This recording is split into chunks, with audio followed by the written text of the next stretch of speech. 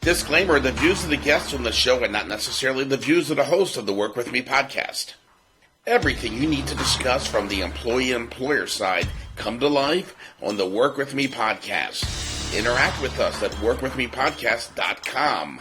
Now live on tape from outside New York City and Philadelphia, it's Larindy Ruse and Bob Stei.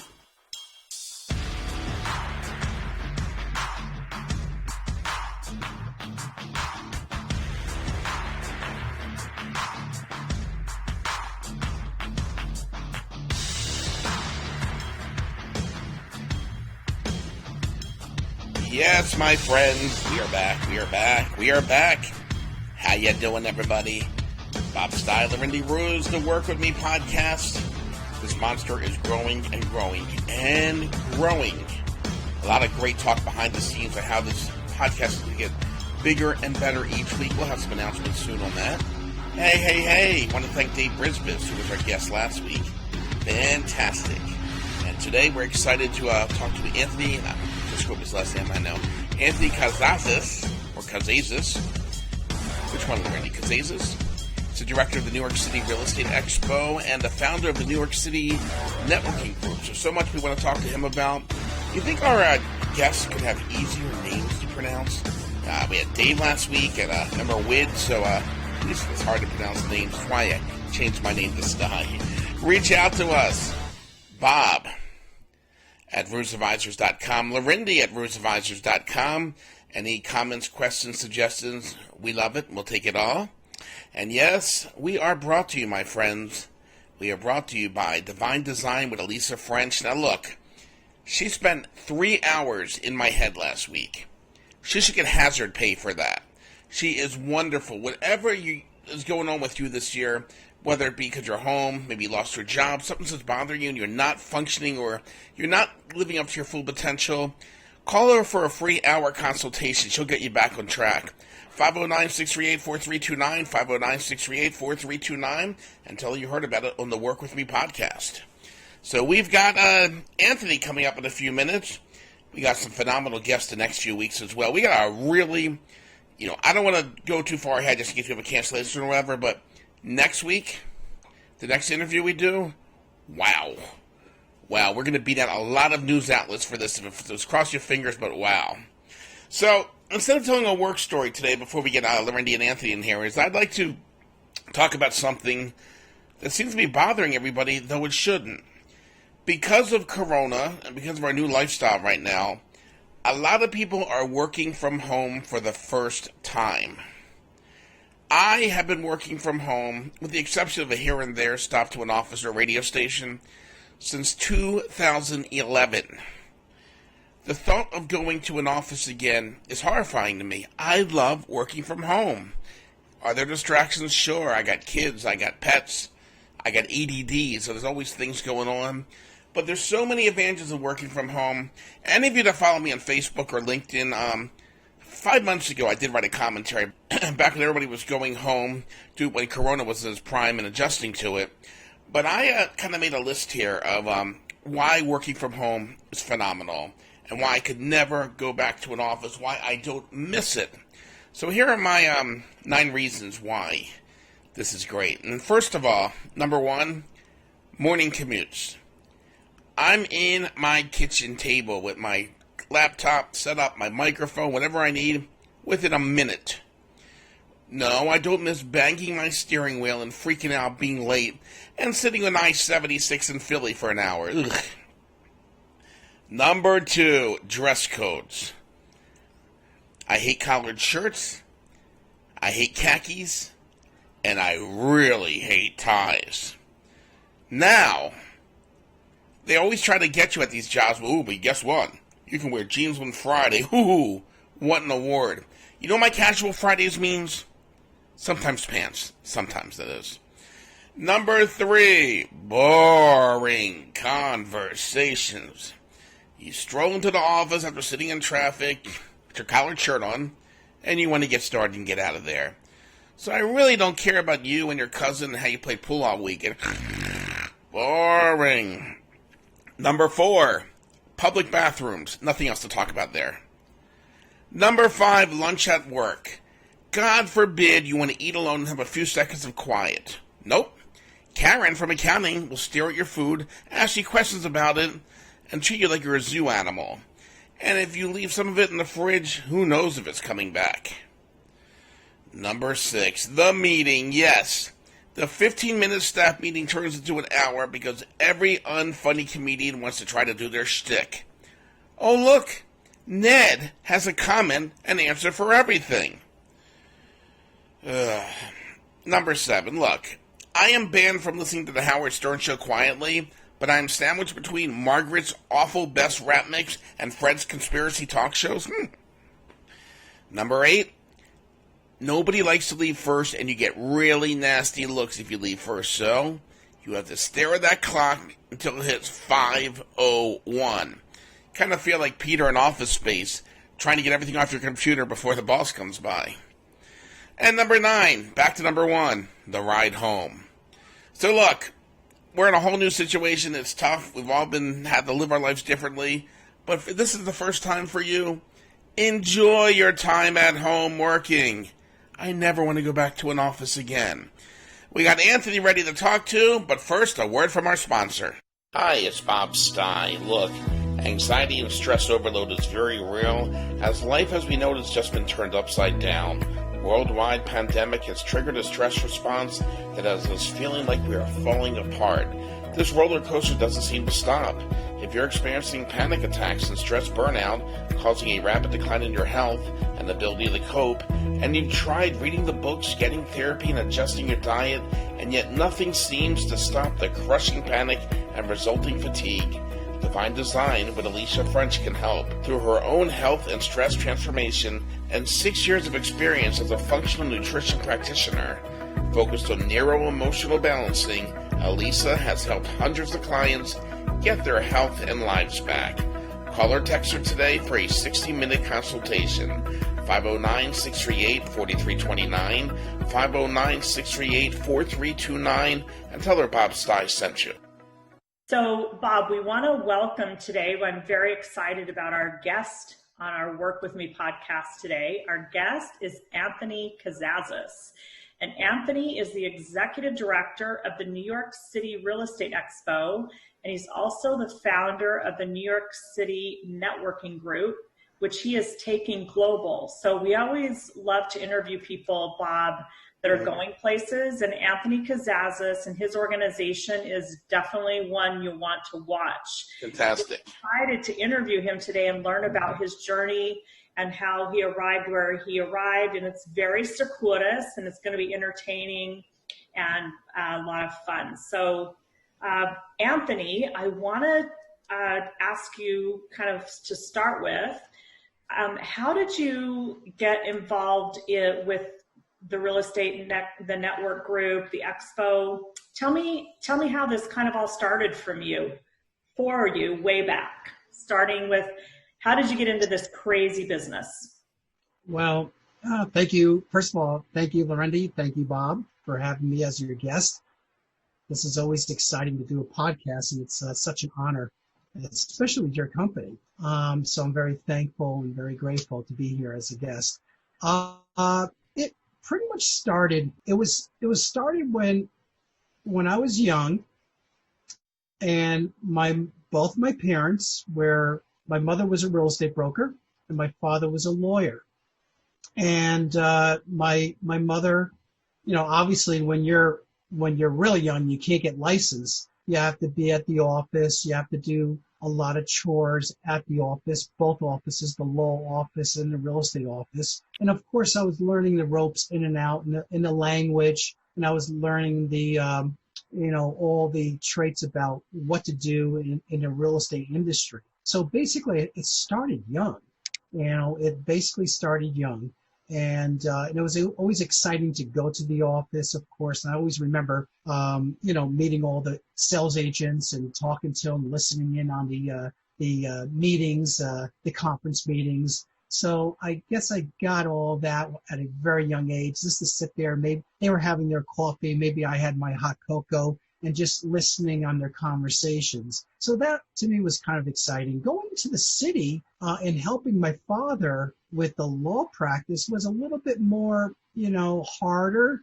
But again, at a young age, helping, typing, filing, getting used to the words of, probation and landlord tenant and, claims and real estate, commercial transactions, and of course the real estate as well with my mother. So basically it all started at a young age, and it was good practice. It was good firsthand practice, learning what they had to teach me. So it sounds like you were the law office administrator in training. How old were you when you were typing and filing? How old were you, Anthony?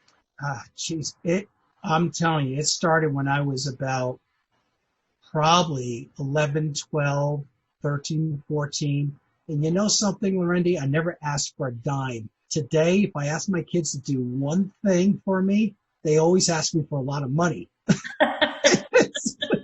It's so sad, and it's not just the going to the offices.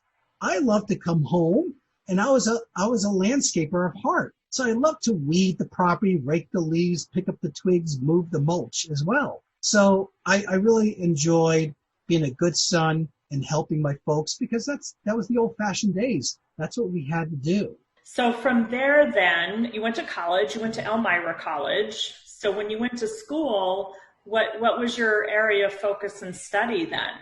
In school we're always confused. We really don't know what we want to do. I still don't know what I want to do. It's just so it's interesting. It was business management. It was all about business management. And I think if obviously now I would have jumped into marketing, because marketing is everything. Marketing controls the world. Marketing controls a lot of firms. Marketing owns a lot of firms. So it was all about business management. And a lot of these classes that I took, of course, you had to take them, but I was not excited about those classes. So you were in school, you're studying business management, and then did you, right out of school, did you go right in? I know you're an event planner now. Did you go right into event planning, or what was the path after you graduated? It's kind of funny. In school, I did a project because I had a little bit of an interest of owning like a bar restaurant. So I did this big, investigational type of work, get the legal documents, the real estate documents, did the marketing about how, if this bar would survive in, especially Elmira College, where I was in Elmira. So I did all the surveying. I did pretty much everything. And the part that I really didn't do good, even the architectural drawings of building it and putting it together and going down to the town and getting the clearance for the zoning boards. And it was amazing. It was a big project. But the project that I didn't do too well with was getting the financing and doing the mortgage work. I think I probably got a C, and everything else I got an A on. But that's what I did. When I graduated, I jumped right into the mortgage industry. My brother basically got into title insurance, and I was kind of, I guess, a little bit jealous because my father was a lawyer and he was giving my brother all these titles, and he's making so much good money. And so I don't think my brother at that time wanted me to come in there and share the profits with him. So I kind of was floating around saying, what am I going to do? And then, of course, my father also was helping a lot of his clients with mortgages. So he asked me, why don't you get into the mortgage industry? I said, eesh, that was the hardest thing I did in school. But I did. I got into the mortgage industry.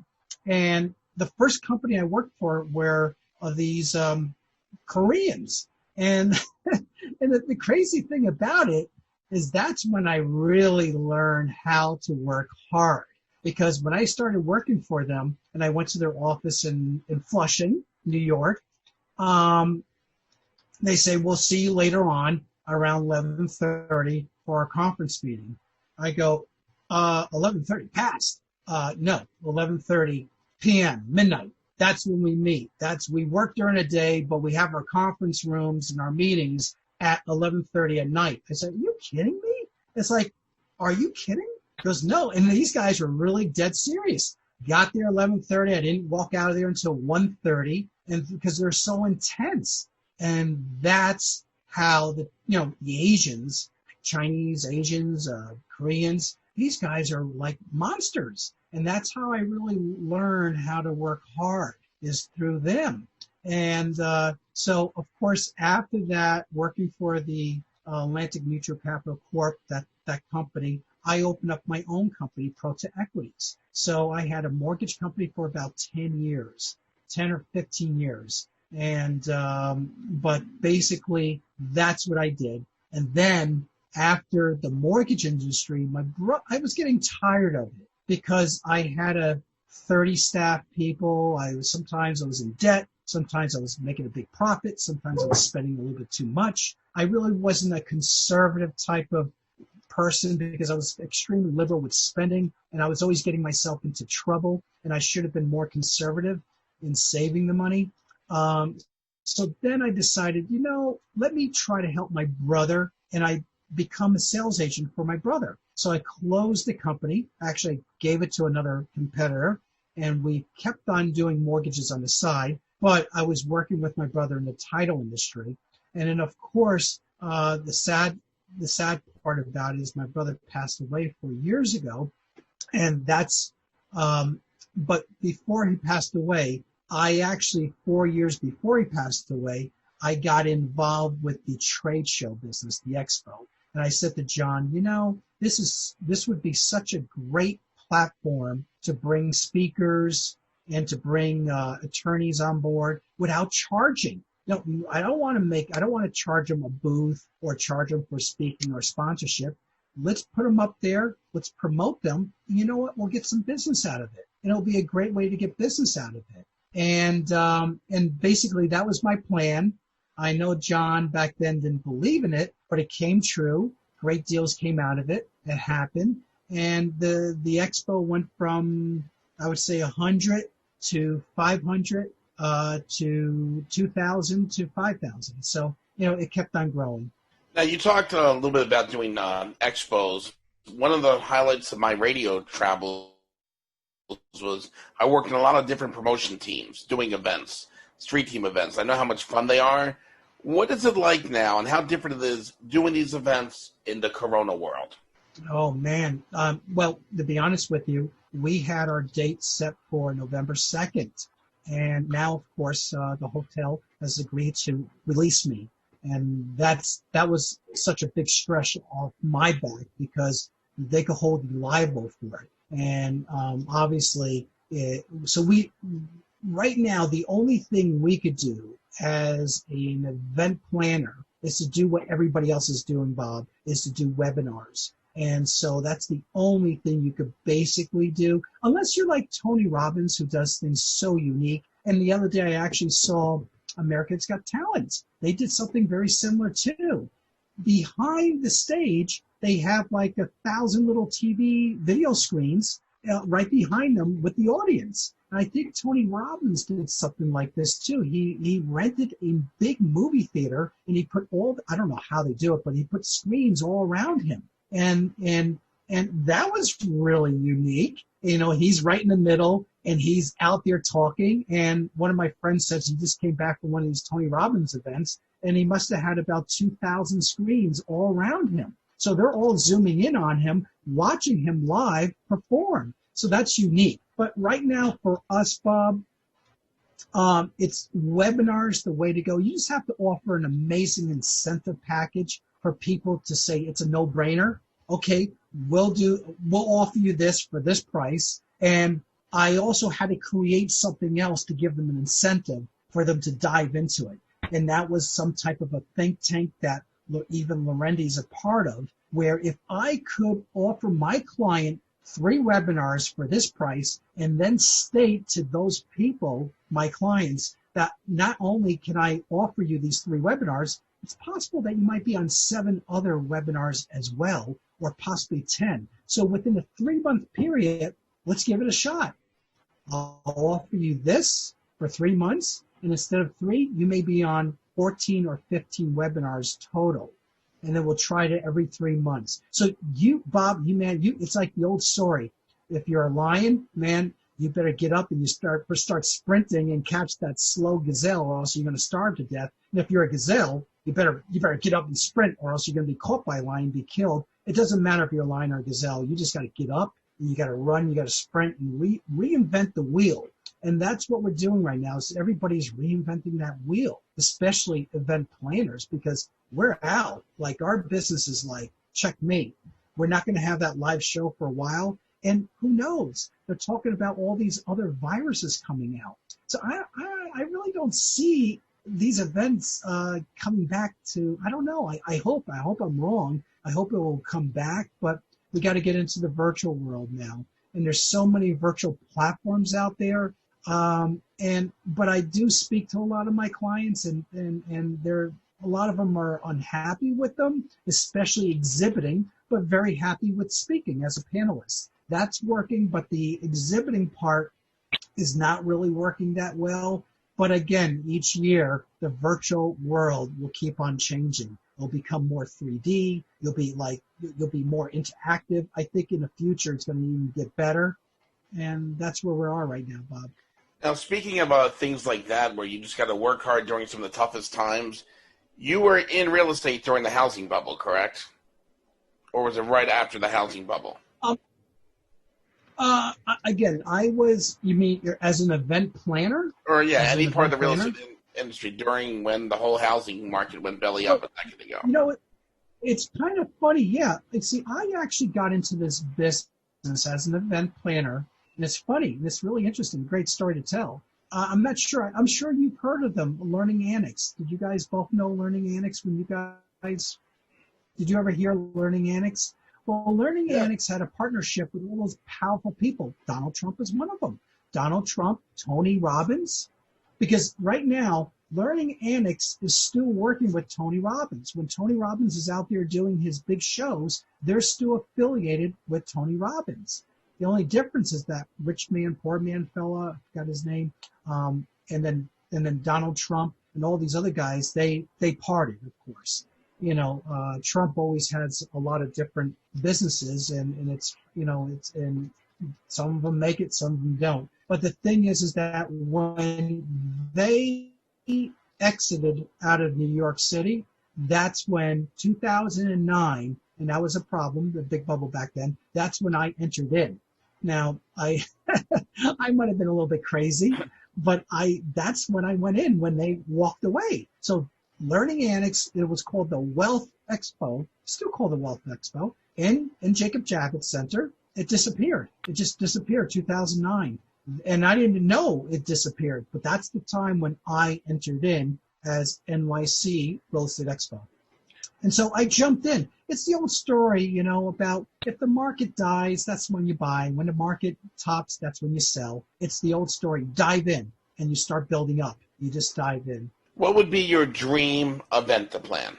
If you had unlimited funds, unlimited access to it, what would be your dream event to do?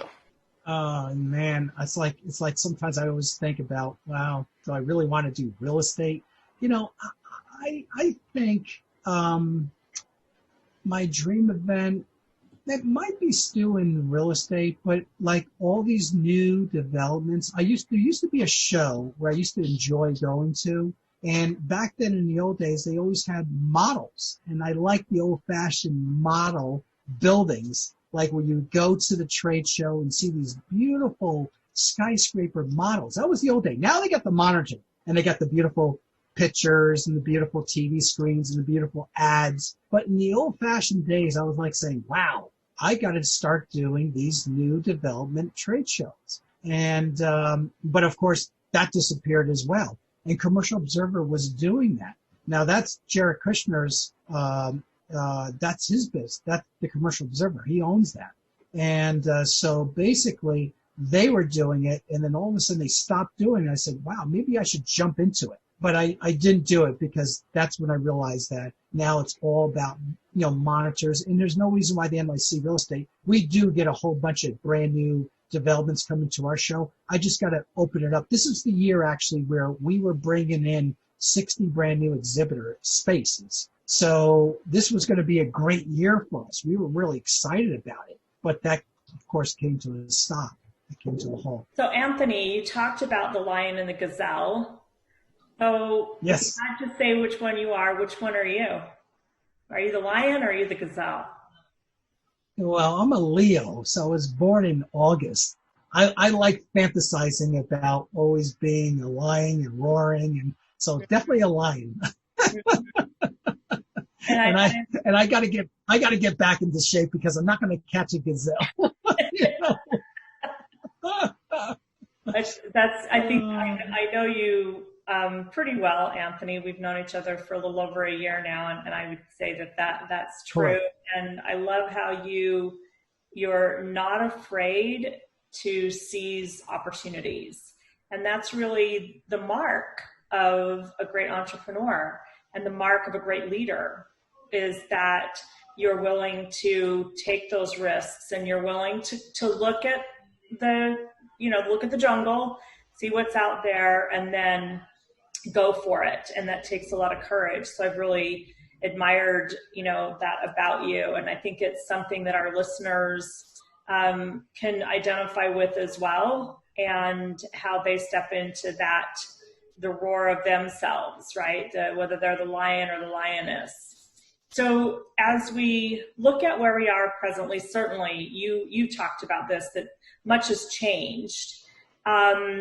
So, we don't know what's going to happen in the next year, really, even with everything that's going on, not just with Corona, but with, politics worldwide, with a lot of the social issues that are facing us. And so this wasn't a question that we sent to you, but I'm going to ask it anyway.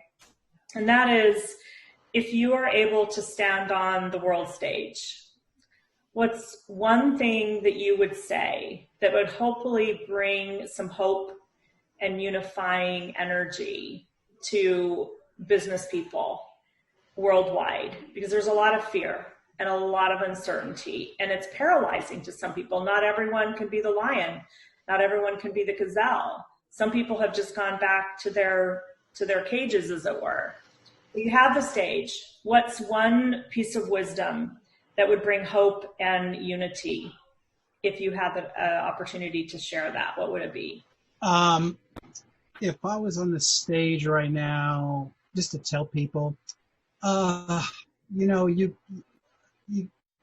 definitely got a dream. You got a dream. You got to really go with your dream. And to be honest with you, you really just got to do it. You really got to do it. Just like everybody else says in sports, you got to do it. If you want to be a football player, then you better get out there and you better work out every day. And you do it. Just do it. There's no excuses. Like I tell a lot of the younger kids out there, especially if they want to be a great sports player. Well, what are you doing here talking to me? Get out there and start working out. I used to get out there and just work out all the time because I used to play football at high school, and I would put boots on and like the Marines and run with boots and sprint with boots. That's why my feet are probably really bad right now because I probably ruined them. But, you would really, you got to work yourself. You got to really work at it. And you just got to go out there and do it and not fear it, because again, it's hard to do these type of things, especially what we do, where you're going to put a big show together. But I think there's always that Christian philosophy about that giver's gain. Once you give and give and give, you will gain it back.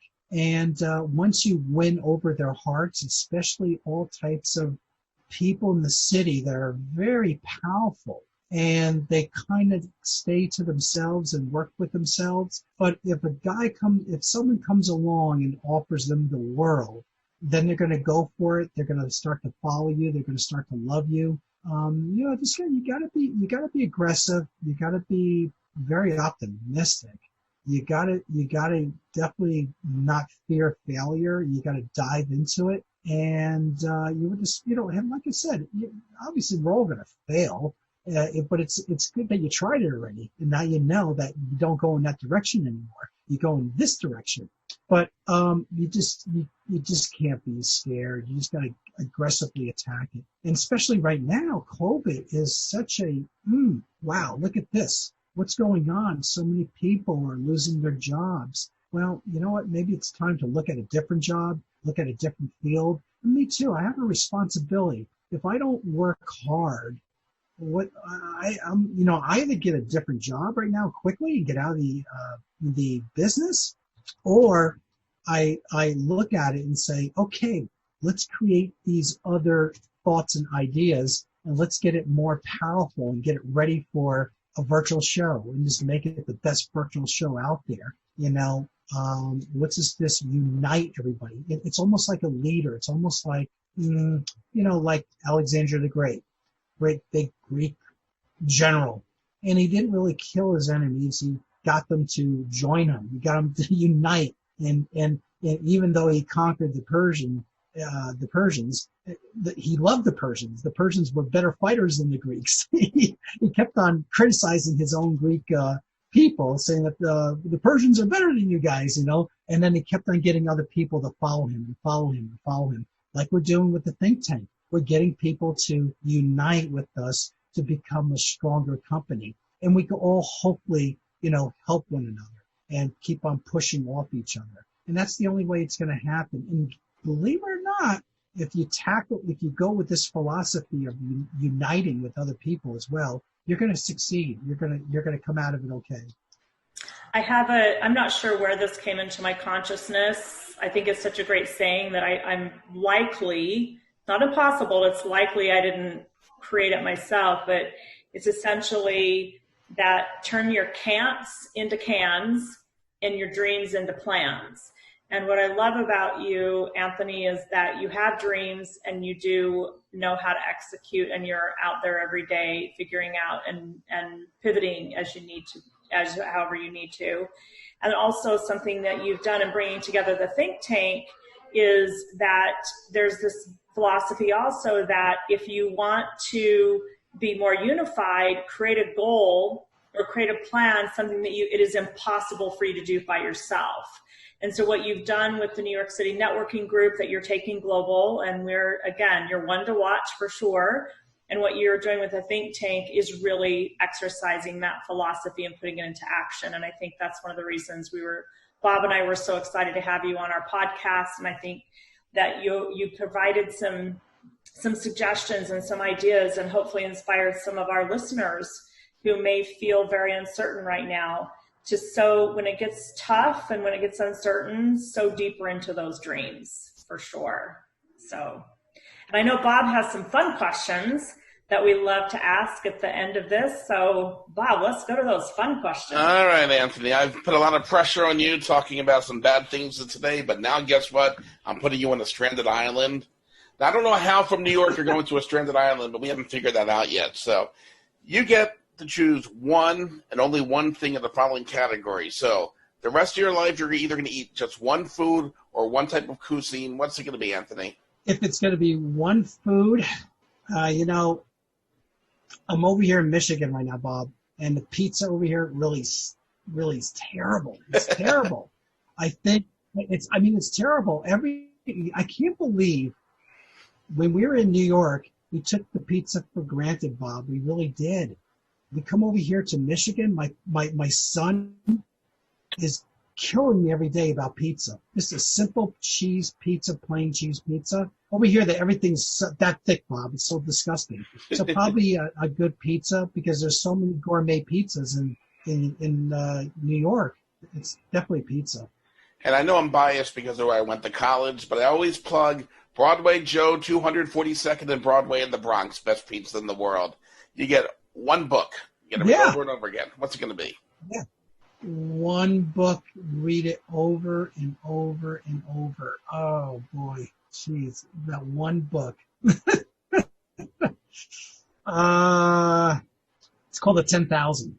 It's hard. You probably don't know it, but it was 10,000 Greeks that basically it was a great history book on like a lot of strategic type of planning and winning a war. with only 10,000 up against 500,000. It was 500,000 Persians against 10,000. Not the 3,000 story movie, but there was right after the 3,000 or the 300, there was another episode called the 10,000. It was not a movie either, but it was actual battle. And I just love reading that story, and it's good. It was a good story.